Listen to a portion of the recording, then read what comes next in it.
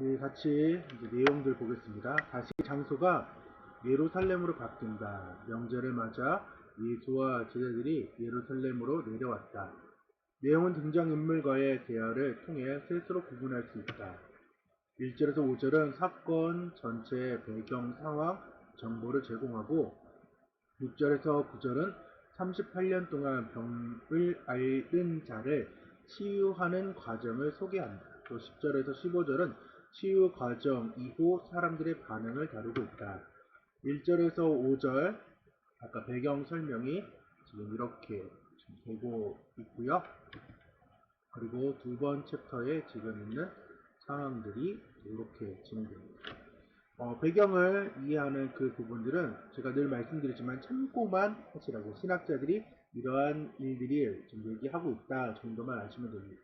본문은 유대교 명절에 대한 구체적 정보가 없다. 만일 6월절이면 예수의 전체 사역 기간 이해가 달라진다.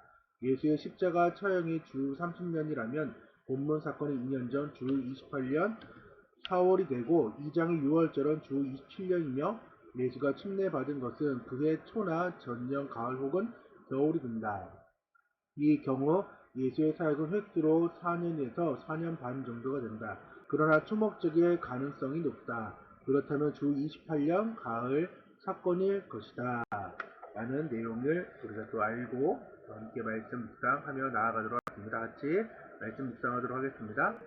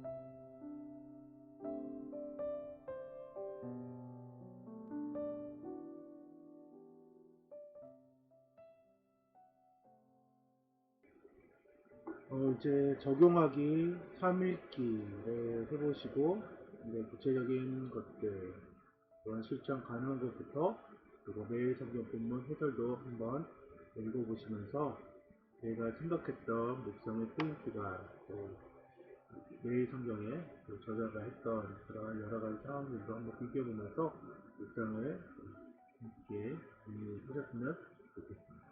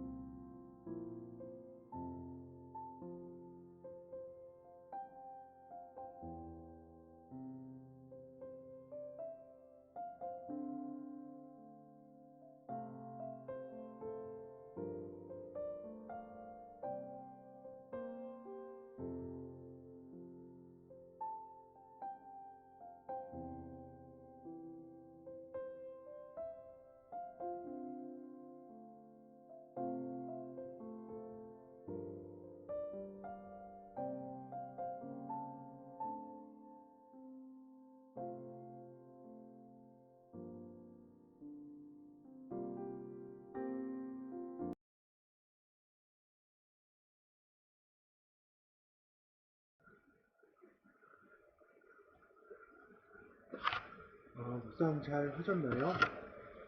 오늘 계속해서 살펴보는 세 번째 표적에 대해 베데스다 그 연못가의 병자를 고치심. 이 표적은 질병을 이기는 능력, 거기에는 은혜를 베푸시는 그 예수님의 사건이 있습니다.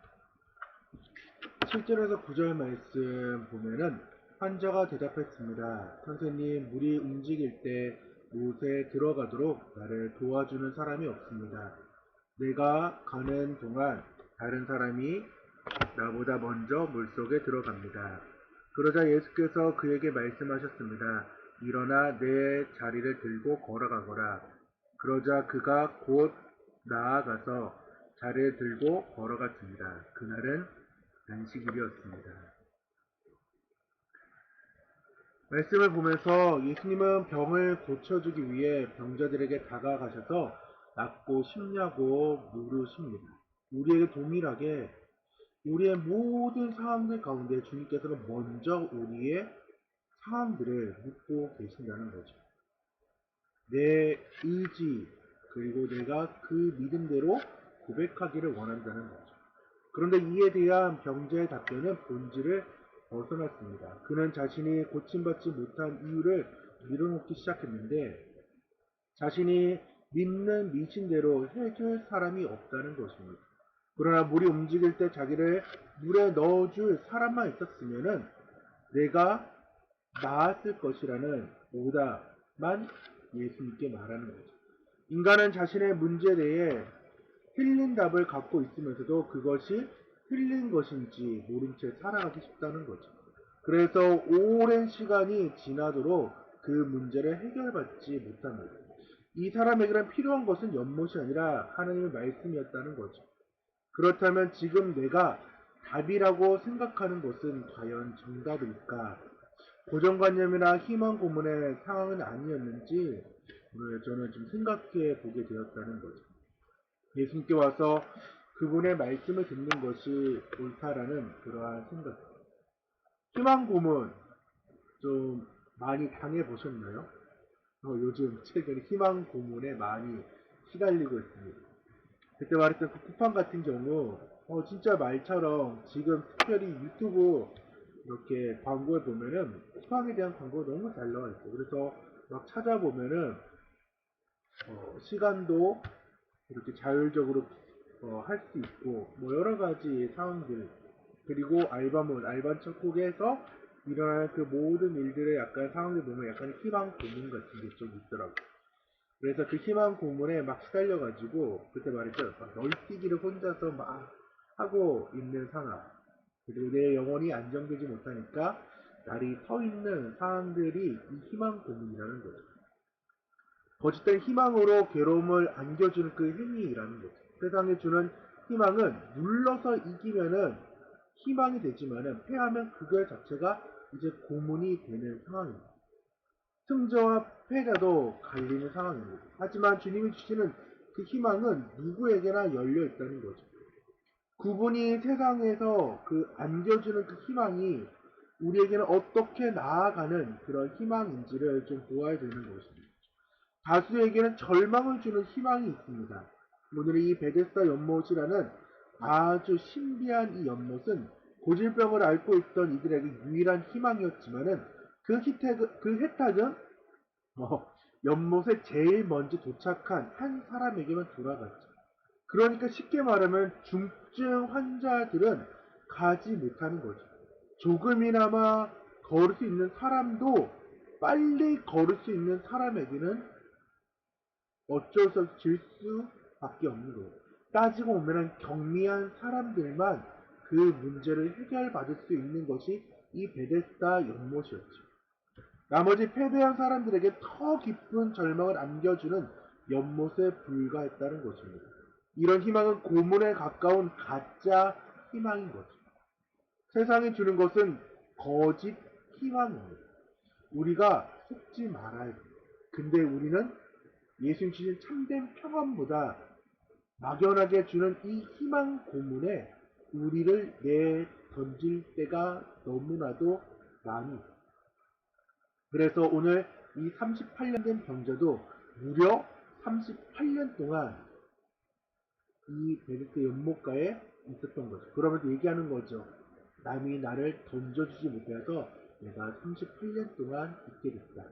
그 사람들에게는 긍휼의 마음, 은혜의 마음이 없다라는 그런 마음을 줬죠. 하지만 모든 일에게 열려있는 희망이 있다는 거죠. 주님은 38년 된 병자를 고쳐주십니다. 죄와 질병으로 허덕이는 그 삶에 안식을 주시는 분이라는 거죠. 가장 깊고 간절한 그 소망을 아시며 이루어 주시는 분이 우리 주님이라는 거예요. 그러니까 잘못된 희망에 사로잡히기보다 정말 우리의 영혼에 희망을 주시고 우리의 영혼을 소생시켜 주시는 그 주님, 자리를 선점한 그 한 사람이 아니라 기회를 그 접근할 수 없는 그 연약한 모든 이들에게 능력 되실 수 있는 그분을 우리는 오늘도 여전히 만나야 되는 것입니다. 그분의 희망, 예수님의 희망은 누구에게나 모두에게나 열려있는 희망이라는 거죠. 희망을 위한 근본적인 치료, 즉 유대인들은 안식일에 병자가 자리에 들고 가는 것을 못마땅하게 여겼습니다. 그래서 추궁합니다. 예수님은 그 38년 된 동안 그 병자의 아픔, 그리고 그에게서 위로해주고 싶은 희망이 없는 그에게 희망을 주려고 했던 그 상황들. 그래서 앞에 읽었던 그 8절의 상황, 예수께서 이르시되 일어나 내 자리를 들고 걸어가라 하시니 우리에게도 예수님이 그 찌든 삶의 자리에서 일어나 걸어가라라고 지금 말씀합니다. 그때에 내가 믿고 그 말씀을 순종하느냐, 여전히 그 말씀 믿지 못하고 찌든 자리에 눌러 앉아 있느냐는 우리의 믿음의 이제 상황에 있겠죠. 하지만은 많은 사람들은 그가 왜, 그리고 그가 어떻게 일어났는지, 그리고 병고침이 일어났는지에 긍휼한 마음이 없고 왜 안식일에 이 일들이 일어난지에 대해 추궁하고 예수님을 비난하고, 또한 나중에 보면은 내일이지만은 죽이고자 하는 그런 마음들까지 있던 겁니다. 주님은 병자를 만나 더 심한 것이 생기지 않도록 다시는 죄를 범하지 말라며 거룩함을 당부하고 있습니다. 몸보다 영혼의 병인 죄를 치유하는 것이 우선임을 지적하고 있다는 거죠. 근본은 죄로부터 해방이라는 것입니다. 내 안의 영혼이 정말 잘 될 때, 주님을 잘 만날 때에 내 얼굴이 비로소 평안함으로 또한 여유를 가지고 사람에게 대하는 거죠. 그러니까 죄로부터 그 해방이 얼마나 큰 해방인지를 우리는 볼 수 있게 됩니다. 그래서 연못가에 먼저 뛰어들려고 우리는 경쟁하지 말아야 합니다. 헛된 것에, 그리고 한 사람만 승자로 만들고 나머지를 패배로 만드는 그 세상의 눈에 우리는 동조하지 말고 자리를 털고 일어나 참 희망을 주는 그 주님께 오늘도 여전히 나아가서 근원적인 죄를 치유받고 참 안식인 그 죄에서 떠나 하나님과의 관계를 복원하는데 우리가 몸과 마음과 그 영혼을 모두 쓰기를 간절히 소망합니다. 오늘 함께 기도할 때에 자비로 만나시고 안식과 소망을 주셔서 새로운 삶을 살게 하시는 그 하나님께 감사하길 바랍니다.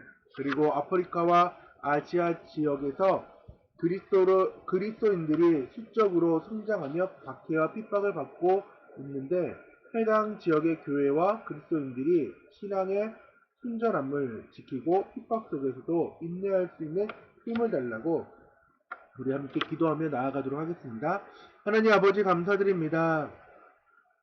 자비와 은혜로 만나주시는 그 하나님, 그 예수님 성령님을 오늘도 만나고 안식과 소망을 주셔서 새로운 삶을 우리가 살게 하는 그 삶에 대해 감사를 하게 도와주셔서 38년 동안 찌든 그 자리를 박차고 일어났던 그 병자처럼 내 안에서 삶에 찌들어 있고 희망 고문으로 내 삶을 허비하고 있는 그 자리를 박차고 일어날 수 있는 믿음 또한 모두에게, 특별히 또 저에게 허락하여 주셔서 하나님 열방을 위해 기도드립니다. 아프리카와 아시아 지역에서 그리스도인들이 수적으로 성장하며 박해와 핍박을 받고 있습니다.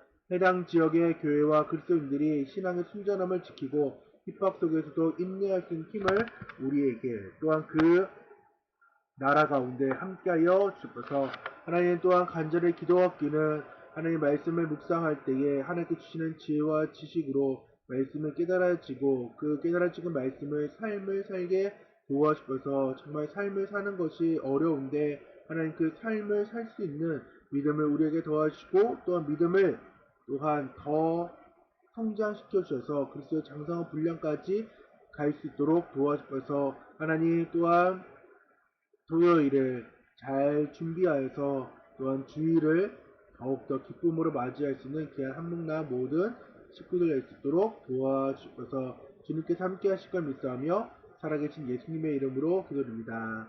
아멘. 오늘도 감사드리며 다 같이 뭐라고요? 안녕. 감사합니다.